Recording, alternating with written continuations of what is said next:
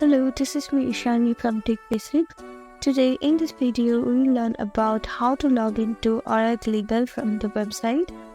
The first step is to open up any browser. Here I am using Google Chrome, so click on it.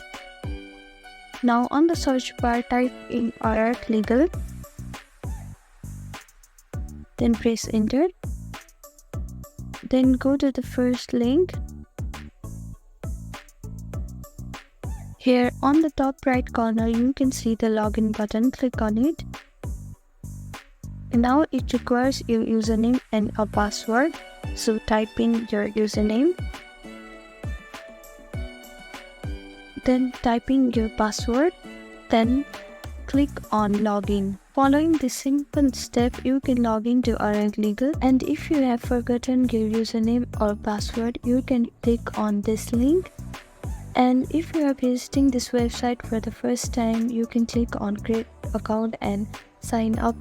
Thank you for watching. Please do like, share and subscribe to our channel, and don't forget to comment down below if you have any confusions. Thank you.